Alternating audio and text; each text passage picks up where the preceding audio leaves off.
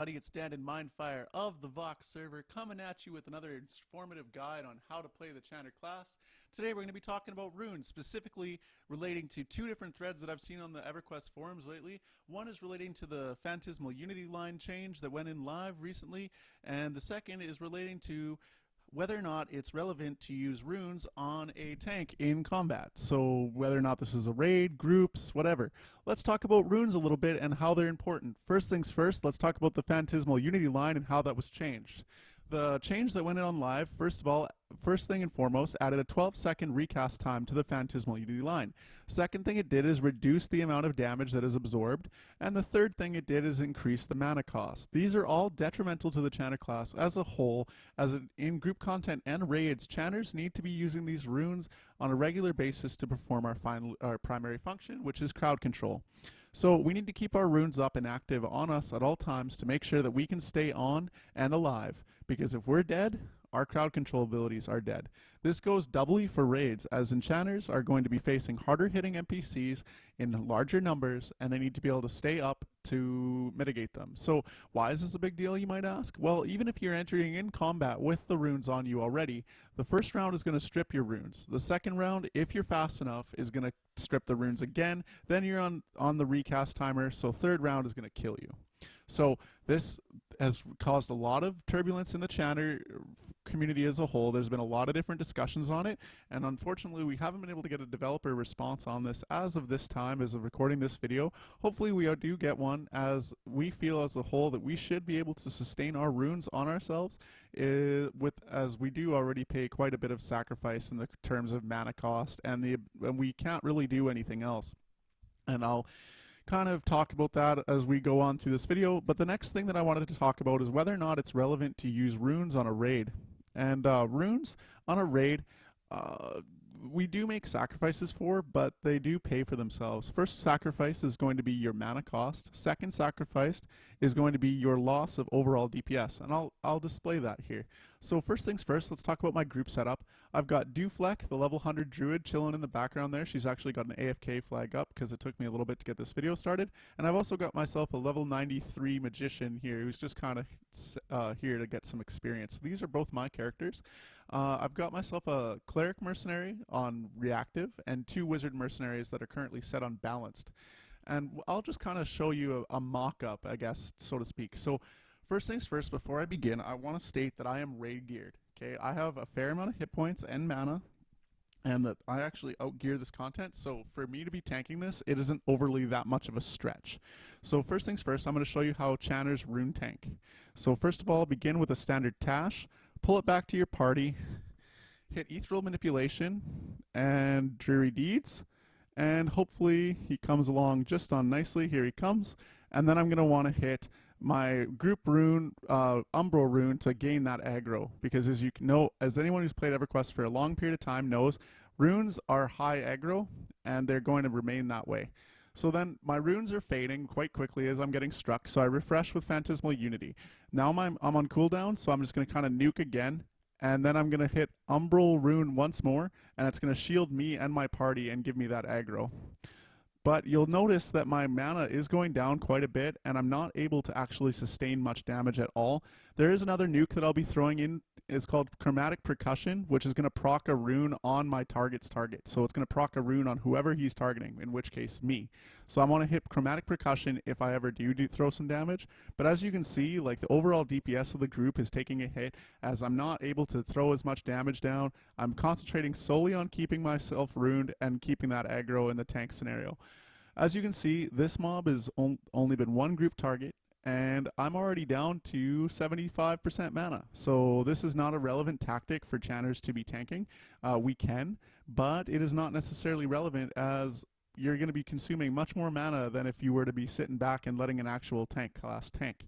You can do it in content that you massively overgear, like in this case,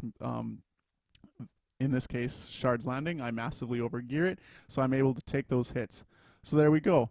There we go with the whole thing. Now it looks like we got a couple. One of my guild mates is logging in here, and we might actually end up taking a little bit of a reprieve here, and I'll probably join up with him in the second. But I wanted to display something that kind of is relevant to using raid runes on a raid. So I'm going to use Breeze, which is a cleric mercenary, on Burn, and I'm just going to throw Tash out, pull a single target in, and I'm just going to let her get that aggro. So I'm just going to throw a nuke out, so she engages. So here it goes, and Breeze should hopefully engage. There it is. Breeze is going to engage now, and I'm going to just chain Umbral Auspice and the group rune on her. So she's going to kick in, hopefully here really soon. Maybe not. I'll just throw another nuke out. Come on, Breeze. Burn, burn, burn. Okay. So Breeze needs to kick in, and it looks like she might not. There we go. There's a lovely little bug for you guys. Sony, if you're watching this, if any developer is watching this, you can definitely see that wizard mercs don't necessarily behave the way they need to, and they're definitely becoming a little bit of a problem. So it looks like Breeze is turning to engage the mob now. So I'm just going to throw out Umbral Unity, and then I'm going to fade so that the next person on the hate list, which is going to be Breeze, is going to take that hate. So you'll see now, Breeze is going to take the hate. She's got 100% hate, and now I'm just going to apply runes. I'm coming from baseline of 0 damage, and you can see that I can shield her. As she is a silk caster, she is definitely going to be taking a lot of damage. So I hit her with Umbral Auspice first to mitigate damage, and then I threw another Umbral rune on her. Now you can see that she was able to survive that fight. So let's throw another fight out, and let's show you what it would be like if I wasn't throwing runes at Breeze. As I am using a druid mercenary, and I am healing with the druid and the cleric mercenary already. So let's show you what happens if I'm not to cast runes. Let's see if Breeze will eat it. So this is going to be how it goes. So Breeze is going to engage. Let's watch her hit points. So the runes will fade. 1. Okay. Umbral Auspice, I'll just click it off. Okay. So 2. So there's a second round, third round. Cleric Merc and me are trying their damnedest to keep her alive, and she's toast anyways. So let's see if Sloth can do any better. No runes, just a standard base. Let's click that off because I don't want to have any interference. So let's see if Breeze can live through it. So the Cleric Merc is healing, healing, healing. I'm not doing anything. And so we got 50 to 50. So you'll see that Breeze might not actually be able to take the hits. And Sloth is probably going to die here. I have proximity aggro at best. So he's going to summon her back, and he's going to beat the shit out of her. So there we go. She's fading. And now I'm taking damage. I'm not going to cast any runes, and I'll show you what exactly will happen if I don't. So I'm healing Dandin with the druid now, trying to keep him alive as much as I can.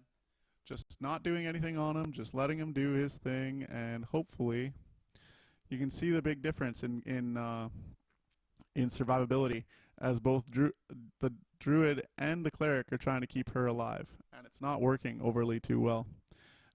See the difference? They're taking mad damage. So now that we've demonstrated that, and we've already lost one cleric merc and maybe even my Enchanter, I'm going to throw a mez out and just kill this really quickly. Hopefully that I'm able to stay alive as I heal myself, as this might not be quite possible. So there, 1 twin cast nuke, 2 twin cast nukes, throw a mez down. This is not a viable way to stay alive in group content. This is just me displaying the differences in the mercenary ability to tank with or without runes, and the ability for me to tank with or without runes. So as you can see, we made it through that fight, but just barely. I'm just about dead now, and one of my wizard mercs took out. So as you can see, if you apply that to a raid setting, you can tell the difference between damage absorption and not having damage absorption is massive. So it is definitely relevant to be using runes on a raid, and it's definitely relevant to use them in groups. I always recommend that you use the group rune, Umbral Rune, as it will shield your target and their entire group, but of course that comes with the mana cost. As you can see in the top left, that consumed a lot of my mana just to kill a few targets, and it also comes with the aggro. Okay, so how can we do this without getting any aggro on ourselves? Well, first things first, you don't want to be sacrificing your primary role in a raid to be doing runes. So you want to be doing crowd control and debuffing first. Then you want to be doing assisted DPS with auras. As you can see, I'm slacking on that. And then you want to be using Third Spire and Illusion of Grandeur on burns. And then besides that, you get to make the choice between assisted DPS And no, sorry, you get to choose between doing DPS or using runes. Now, the choice of the matter is whether or not you want to add in your personal DPS or you want to take away some of the mob's DPS. Now, situations are going to be different. It's just going to depend. Do you have enough healers to keep your tanks alive? Are your tanks dying quite often? And if the answer to any of those questions is yes, you want to be using runes over DPS, because as an enchanter class, you know that your DPS is one of the lowest in the game. Okay, you don't have as many DPS. You don't have as much DPS. You don't have, you can't hold a candle to a wizard or berserker. So you want to leave the DPS to the DPS job, and you want to choose in between using Umbral Auspice and Rune of Zolok, or the group version called Umbral Rune. You want to make the choice in between doing that or doing a standard DPS rotation, and you can see that in one of my other videos. Now, how do we do this effectively without getting our asses kicked? Well, step one is to manage your aggro, and by doing that using Silent Casting and Arcane Whisper, which is another AA that I don't actually have up on this bar. Arcane Whisper is a targeted ability, so you target the NPC and it will slowly reduce your hate over time. As you just saw in the video here, runes are high aggro, so you need to manage your threat. You can also use things like your fades, like self-stasis, and target yourself in friendly stasis out of combat, just to drop your aggro down to 0, so you have a nice refresh. As if you're runing for an extended period of time, you're going to get aggro. It's pretty much guaranteed. Rule number 2 is resource management. So that means carrying peridots with you at all times. So carry many, many, many steps. Okay.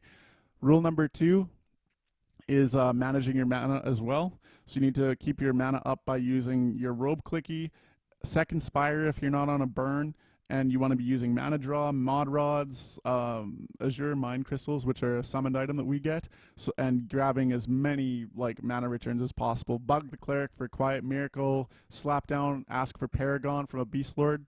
Use as much of that mana return as you possibly can get, as you're going to plow mana faster than you can get it back. In terms of auras, if you're in the tank group, you can run Runic Radiance Aura, which is another aura that will, another rune that will go on the aura slot and show up here in the secondary. If you're in the tank group, you can also use Improved Reactive Rune, and I'll just pop that here right now, as it's a little bit of time before raid. So, Improved Reactive Rune will react when you take damage over 35,000 points of damage. Well, that doesn't really take much effect in group content unless you're fighting a really big named and high-end content, but it will take effect in raids. It lasts an hour, it sits in your short duration buff, so if you hit that, and then let's bring up Runic Radiance Aura as we talk about that. Runes. Okay, so Runic Radiance Aura, so keep that up and active as much as you can, and then you just want to keep, for your second aura, you might want to keep like a mana regen aura up if you're in a tank support group. Although you don't want to be doing this if you're in a DPS group, as these auras, of course, are going to reflect aggro back on you. So you want to be managing your aggro really well. Another thing that to keep in mind when you're in a support group like this, if you end up in the tank group, make sure that you're talking to the tanks that you're runing. Because on raids, you'll find that Shadow Knights, Paladins, and in some cases Warriors are relatively full in their buff slots. So making sure that they know you're going to do this, so that they keep a buff slot open for you to flash those runes on them, is really, really important. Another thing is, communication with your tank, of course, while we're on that subject, is key. So if you do run out of mana at any point while keeping a rune chain up, you want to make sure that you tell them. So tell them that the rune chain is stopping and that they need to pop another disc. Because you don't want a tank getting caught off guard and then getting one-rounded because they're expecting your runes to help them out. Now, you're not going to get a lot of credit doing this in a raid. A lot of people are not going to notice that you're doing it unless it's because there's no real way to parse out how much damage is absorbed or how much damage is mitigated. The only people that are going to notice are A, the main healer on the tank, and B, the tank himself. So really, if you're looking to, impress your raid or whatever like that, you're not really going to get a lot of recognition for this. It's definitely one of those silent roles that we do play, and that's one of the reasons that a lot of people don't talk about it. It's because a lot of people don't notice. But when it comes down to it, if you can save your tank or give them an extra round or 2 or 3, it's definitely good, because if you can help keep your tank alive, that's less deaths that are going to be taken when your tanks are transitioning or anything like that. So let's talk about a couple of runes that you can use.